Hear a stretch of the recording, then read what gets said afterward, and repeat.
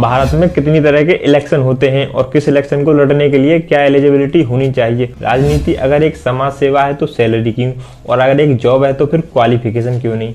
अगर आप जिंदगी में कभी स्कूल नहीं गए हो तो भी आप चुनाव लड़ सकते हैं और चुनाव जीतकर देश को चला सकते हो। भारत में राष्ट्रपति का चुनाव कैसे होता है, किसी राजनीतिक पार्टी को राष्ट्रीय पार्टी का दर्जा कब मिलता है, भारत में कितनी तरह के इलेक्शन होते हैं और किस इलेक्शन को लड़ने के लिए क्या एलिजिबिलिटी होनी चाहिए, और एक राजनीतिक पार्टी को राष्ट्रीय पार्टी का दर्जा कब मिलता है, और भारत में राष्ट्रपति का चुनाव कैसे होता है और किस पार्टी के पास कितना पैसा है, ये सब जानेंगे इस वीडियो में। बस आप हमारे साथ बने रहिए। मेरा नाम है विपिन ठाकुर और अगर आप इस चैनल पर नए हो तो प्लीज चैनल को सब्सक्राइब कर लें। भारत में जब इलेक्शनों का टाइम आता है तो चारों तरफ इलेक्शन का शोर रहता है। कैंडिडेटों के पीछे गाड़ियों की लंबी लंबी कतारें, चारों तरफ राजनीतिक माहौल और जगह जगह रैलियां और बस बड़े बड़े वादे होते हैं। राजनेता का ना एक अलग ही स्वैग होता है और ये 10वीं फेल नेता जगह जगह रैलियां करके घर घर जाके एजुकेटेड लोगों को बताते हैं कैसे और क्या करना है। हमारे इंडिया में कई तरह के इलेक्शन होते हैं। बहुत से लोगों को तो ये तक पता नहीं होता कि ये कौन सा इलेक्शन चल रहा है और उनका वोट किसके लिए जा रहा है। Number 1, Lok Sabha election. ये इलेक्शन ऑल ओवर इंडिया कुछ चरणों में एक साथ होता है। ये इलेक्शन सांसद पद के लिए लड़ा जाता है, जिसे MP मेंबर ऑफ पार्लियामेंट भी कहते हैं। इस इलेक्शन को लड़ने के लिए आप एक भारतीय नागरिक और आपकी मिनिमम एज 25 साल होनी चाहिए। जो पार्टी ज्यादा जगहों पर जीतती है, ज्यादा सीटें जीतती है, वो पार्टी जीते हुए कैंडिडेटों में से एक प्रधानमंत्री नियुक्त करती है जो पूरे देश को चलाता है। किसी भी बड़े इलेक्शन में पूर्ण बहुमत से सरकार बनाने के लिए आपकी पार्टी के पास 50% से ज्यादा सीटें होनी चाहिए। नंबर 2, विधानसभा इलेक्शन। अलग अलग राज्यों में अलग अलग समय पर ये इलेक्शन होते हैं। ये इलेक्शन विधायक पद MLA member of the legislative assembly के लिए लड़े जाते हैं। इस चुनाव को लड़ने के लिए आप एक भारतीय नागरिक और आपकी मिनिमम एज 25 साल होनी चाहिए। जो पार्टी ज्यादा जगहों पर सीट जीतती है वो पार्टी जीते हुए कैंडिडेटों में से एक को मुख्यमंत्री नियुक्त करती है जो पूरे राज्य को चलाता है। Number 3, Rajya Sabha election. ये एक इनडायरेक्ट इलेक्शन होता है क्योंकि इसमें आम जनता वोटिंग नहीं करती है। इस इलेक्शन में सिर्फ जीते हुए विधायक ही वोट डालते हैं।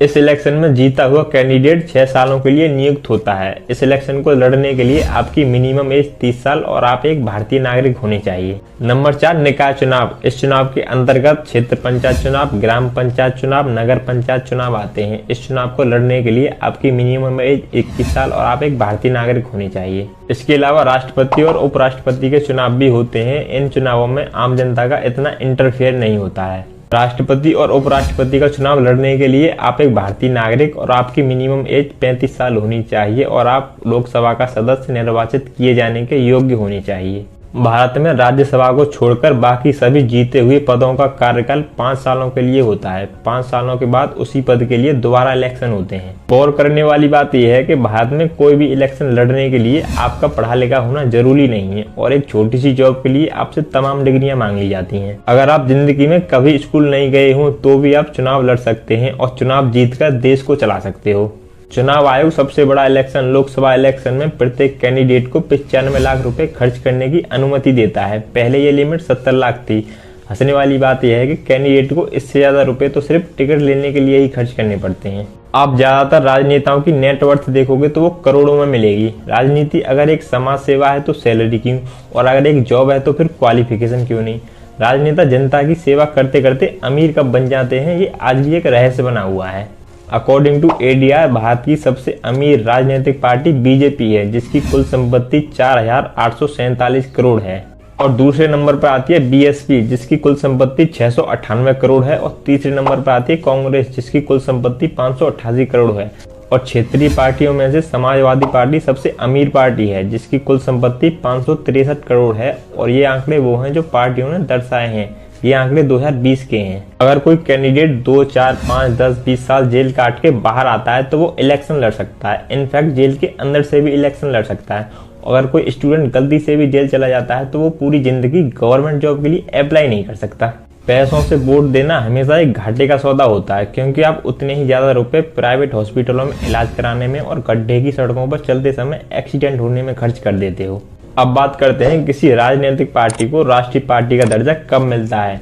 राष्ट्रीय पार्टी बनने के लिए 3 कंडीशन होती हैं। इन 3 कंडीशनों में से अगर पार्टी एक कंडीशन को भी पूरा कर लेती है तो उसे राष्ट्रीय पार्टी का दर्जा मिल जाता है। नंबर 1, किसी पार्टी को अगर 4 राज्यों में क्षेत्रीय पार्टी का दर्जा प्राप्त है तो उसे राष्ट्रीय पार्टी का दर्जा भी मिल जाता है। नंबर 2, अगर कोई पार्टी लोकसभा इलेक्शन में अलग अलग राज्यों में 2% सीटें जीतती है, यानी 11 सीटों पर जीतती है, और ये 11 सीटें एक राज्य की नहीं, कम से कम 3 राज्यों की मिलाकर होनी चाहिए, तो इस पार्टी को राष्ट्रीय पार्टी का दर्जा मिल जाता है। नंबर 3, अगर कोई पार्टी 4 लोकसभा सीटों के अलावा लोकसभा और विधानसभा इलेक्शन में 4 राज्यों में 6% वोट और हासिल कर लेती है तो उस पार्टी को राष्ट्रीय पार्टी का दर्जा प्राप्त हो जाता है।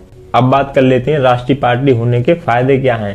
राष्ट्रीय पार्टी के चुनाव चिन्ह को पूरे भारत में और कोई पार्टी यूज नहीं कर सकती, और पार्टी को अपने कार्यालय स्थापित करने के लिए सरकार मुफ्त में जगह देती है, और चुनाव के दौरान राष्ट्रीय पार्टी 40 स्टार प्रचारक अपने साथ रख सकती है। और भी कई सुविधाएं हैं जो राष्ट्रीय पार्टी होने पर मिलती हैं। अभी हाल ही में आम आदमी पार्टी को राष्ट्रीय पार्टी का दर्जा प्राप्त हुआ है। अब अंत में बात कर लेते हैं भारत में राष्ट्रपति का चुनाव कैसे होता है। भारत में अन्य चुनावों की अपेक्षा ये चुनाव थोड़ा सा अलग है। इस चुनाव में आम जनता की भागीदारी नहीं होती है। इस इलेक्शन में विधायक और सांसद भाग लेते हैं। हर वोट की एक कीमत होती है। सांसद के हर वोट की कीमत 700 होती है। यह कीमत राज्य की पॉपुलेशन के आधार पर तय की जाती है। इस इलेक्शन में सिंगल ट्रांसफरेबल वोट का इस्तेमाल होता है। वोटर एक ही वोट देता है, पर वो सभी कैंडिडेटों में अपनी प्रायोरिटी तय करता है। यानी वोटर बैलेट पेपर पर बता देता है कि उसकी पहली पसंद कौन है और दूसरी तीसरी पसंद कौन है। राष्ट्रपति चुनाव में जिसको ज्यादा वोट मिलते हैं वो कैंडिडेट नहीं जीतता, बल्कि जिस कैंडिडेट के आधे से ज्यादा वोट आते हैं उस कैंडिडेट को विनर डिक्लेयर कर दिया जाता है। अगर फर्स्ट चॉइस वाले कैंडिडेट की वोट आधे से कम है और सेकंड चॉइस वाले कैंडिडेट की वोट आधे से ज्यादा है तो सेकंड चॉइस वाले कैंडिडेट को विजयी घोषित कर दिया जाता है। राष्ट्रपति भारत के प्रथम नागरिक होते हैं। Thanks for watching. कमेंट करके बताओ भारत में इलेक्शन लड़ने की प्रोसेस में क्या चेंजिंग होनी चाहिए।